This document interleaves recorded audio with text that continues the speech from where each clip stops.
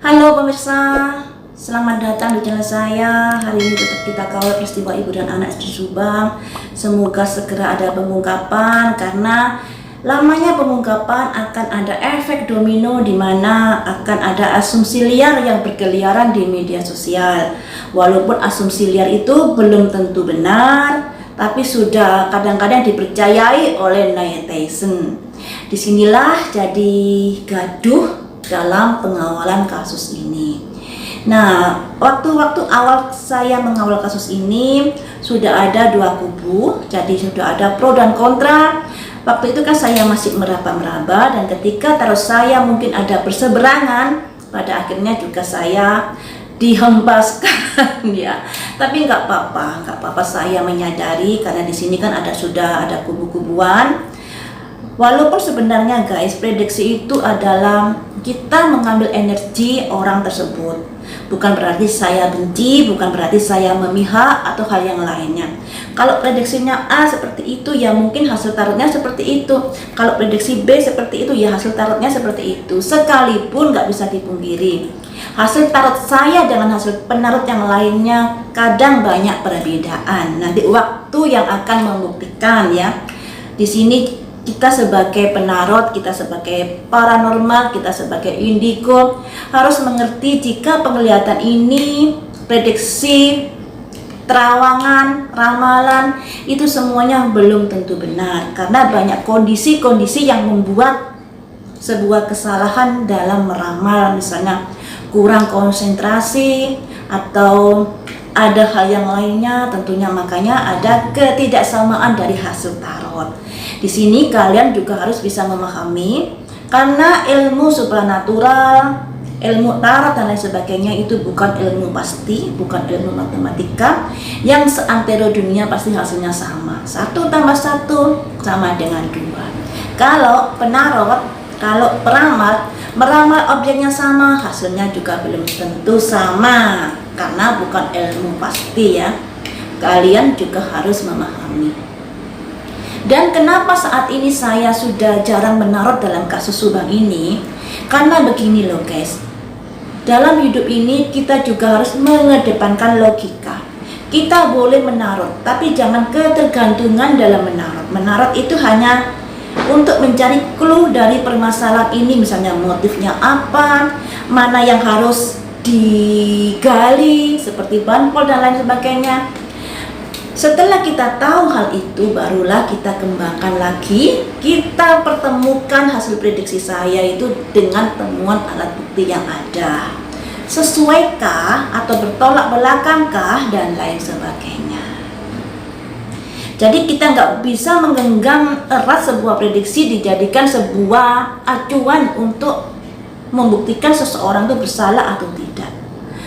Prediksi, tarot, ramalan itu hanya semacam clue, petunjuk yang untuk digali lagi, untuk didalami lagi, agar bisa ada titik temu di dalam kasus ini, tentunya yang kemudian disesuaikan dengan temuan alat bukti dan kronologi yang ada.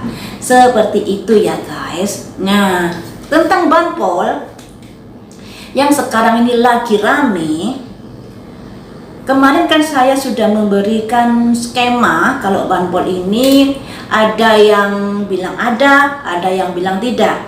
Yang bilang ada ini kayaknya Pak Kades, karena Pak Kades diberitakan di YouTube-nya memiliki rekaman pembicaraan, tapi rekaman itu akan dibuka ketika perkara ini akan digelar. Kemudian juga Yoris mengatakan nama di wawancarai TV One kala itu, dan ini nggak bisa dipungkiri sudah tersebar luas di media sosial ya.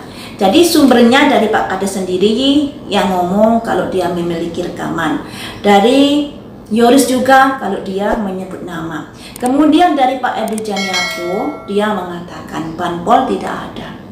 Efek dari kepanikan para saksi. Kenapa bisa bertolak belakang? Tentunya ada alasan-alasan tersendiri. Kenapa Pak Edi Janiago sampai mengungkapkan seperti itu? Yang namanya pihak berwajib pastinya memiliki dasaran-dasaran, alasan-alasan tertentu kenapa sampai diutarakan seperti itu. Dan kasus Banpol ini mencuat ketika K9 menggigit Danu. Makanya ada istilah Banpol di sini, sekalipun waktu itu Danu tidak bilang Banpol. Danu menganggap orang ini adalah polisi karena mungkin seragamnya kayak polisi, dan itu nggak bisa dipungkiri loh ya. Saat itu yang namanya satpam dengan polisi seragamnya sama. Saya sendiri pun kadang-kadang agak kaget kalau di jalan raya ketemu satpam, saya kira polisi. Karena kalau saya pakai motor kan saya nggak punya SIM, jadi agak deg gitu ya, nggak taunya satpam. Ya, jadi semuanya ini tentunya harus kita kedepankan untuk lebih percaya kepada berita-berita yang bersumber dari pihak kepolisian. Kenapa Pak Edi Caniago sampai bilang begitu? Tentunya adalah alasan-alasan. Nah, alasan-alasan ini pastinya akan diungkapkan saat persidangan, tidak diungkapkan sekarang ya. Saya rasa seperti itu. Kemudian guys, dalam perkara ini penggorengannya sangat panas. Nah, kenapa sih seperti itu? Itu efek dari lamanya pengungkapan kasus ini. Dan kemudian pelaku-pelaku ini menggunakan media sosial sedari awal. Kenapa saya bilang begitu? Sedari awal ini sudah ada kata lugu, polos, kambing hitam. Padahal penyelidikan belum kelar saat itu, sudah netizen sudah dihebohkan dengan kata-kata polos, lugu, dan kambing hitam.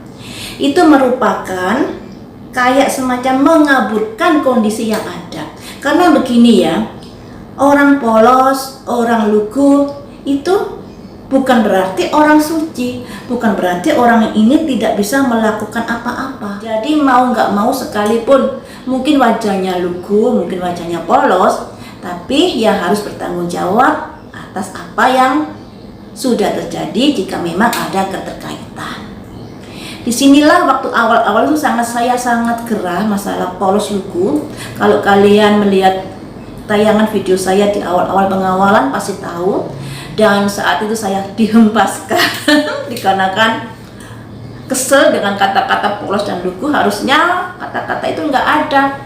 Malah saya bilang kalau kata-kata diucapkan berkali-kali itu bisa masuk ke alam bawah sadar kalian, ke alam bawah sadar netizen, sehingga bisa membentuk daya pikir kalian yang seakan-akan si polos lugu ini tidak mungkin melakukan sesuatu.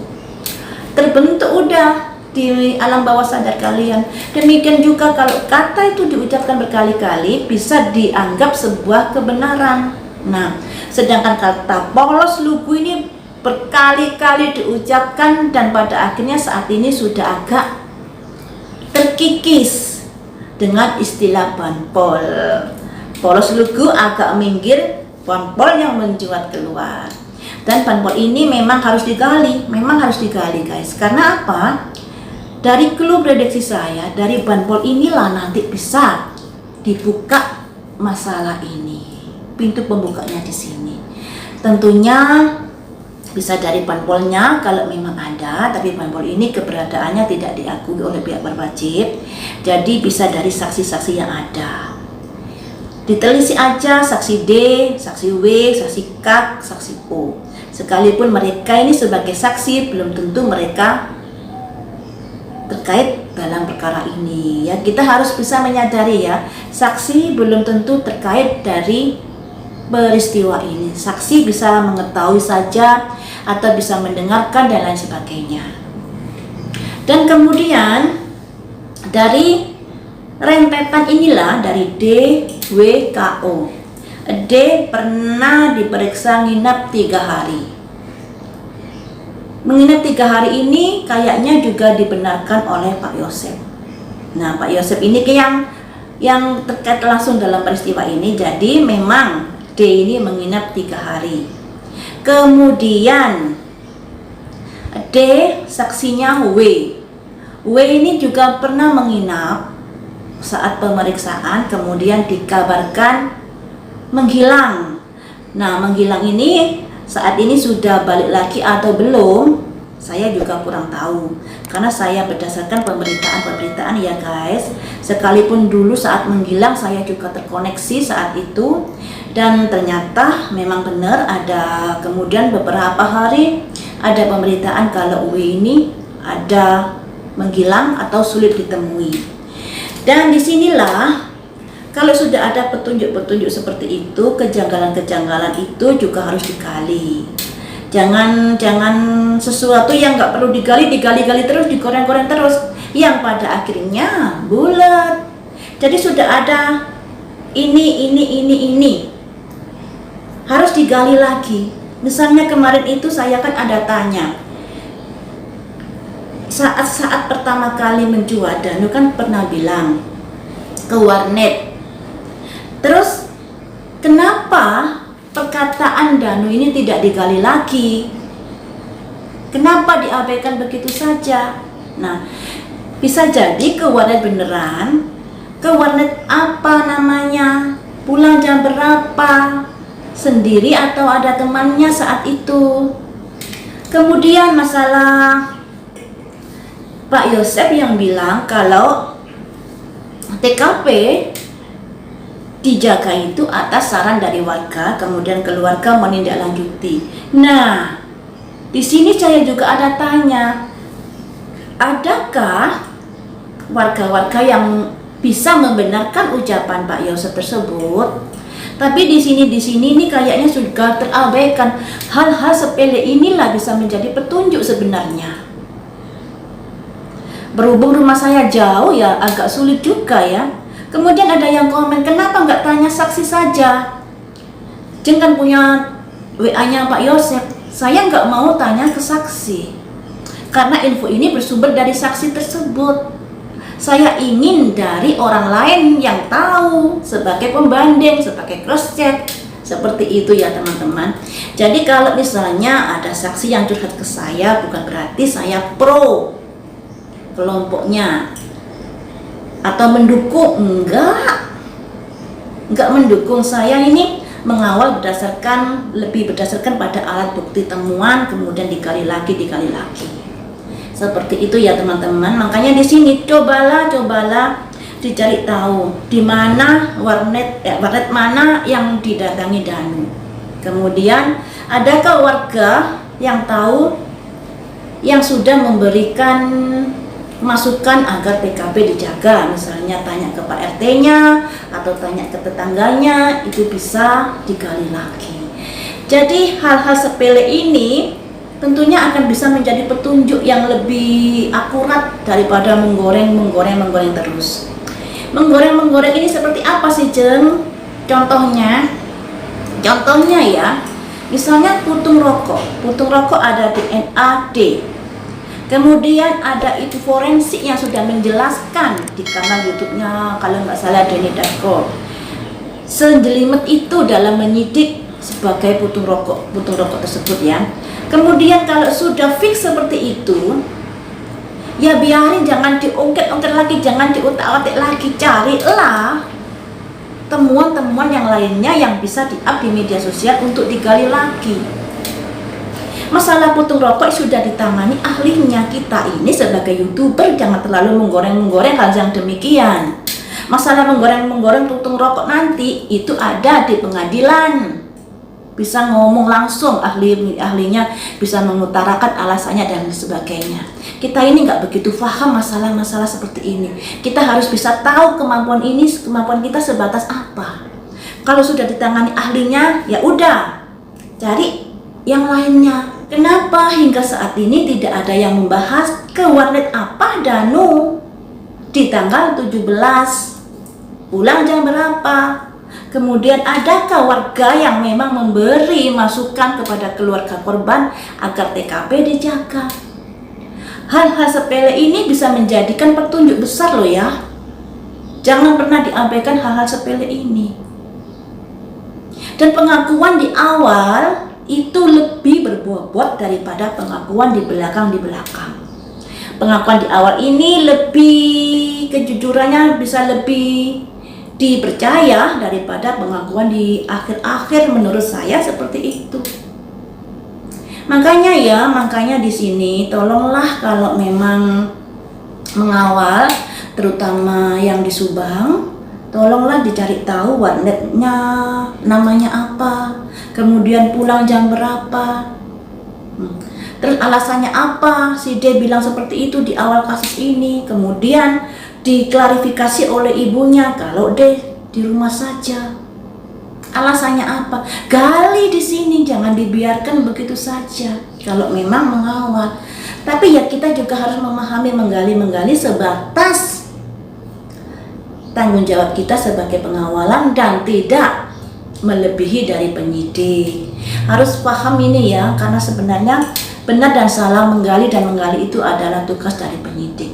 Tapi nggak ada masalah. Yang berniat untuk mengawal kasus ini harus bisa melihat kejanggalan dari kedua belah kubu. Harus bisa menggali lagi sekalipun nanti hasilnya benar dan tidaknya keputusan dari penyidik. Cobalah dari poin 2 ini digali lagi ya. Jadi seperti itu ya teman-teman. Untuk pembahasan kali ini, harapan saya semoga perkara ini cepat terungkap dan saya yakin perkara ini terungkap. Cuman butuh kesabaran, mungkin agak lambat dari apa yang sudah kita perkirakan. Ya kita sabar saja, yang penting perkara ini akan terungkap. Dan di sini saya rasa tidak akan ada kambing hitam karena masing-masing kubu sudah didampingi pengacara, juga sudah dikawal oleh masyarakat Indonesia, oleh para YouTuber, oleh para netizen. Tentunya akan sulit untuk mengambing hitamkan seseorang. Nah, kambing hitam ini juga pertama kali dicuatkan oleh siapa toh kata-katanya. Jadi seakan-akan ini akan dijadiin kambing hitam, ini akan dijadiin kambing hitam. Tidak semudah itu menjadikan kambing hitam. Harus juga dilihat adakah bukti-bukti yang terkait, ya. Jadi jangan terlalu mudah percaya dengan info-info yang masuk. Kita gali lagi, kita perdalam lagi. Harus dicari apakah info itu bertolak belakang dengan barang bukti yang ditemukan, ataukah info itu sekedar mengada-ngada. Karena nggak bisa dipungkiri framing di dalam peristiwa ini sangat kuat. Juga pelaku menggunakan media sosial untuk mengaburkan peristiwa ini. Kemudian apalagi terjadi kubu-kubuan yang pada akhirnya menjadi ribet dalam perkara ini. Tapi saya rasa Pak Polisi tidak akan terpengaruh dengan berita-berita di media sosial karena dalam persidangan adalah fakta yang digelar sesuai dengan alat bukti, para saksi, para ahli dan lain sebagainya, bukan omongan dari para YouTuber. Sampai di sini dulu teman-teman, lain waktu kita sambung lagi dengan pembahasan yang lainnya. Terima kasih sudah setia menonton di channel saya.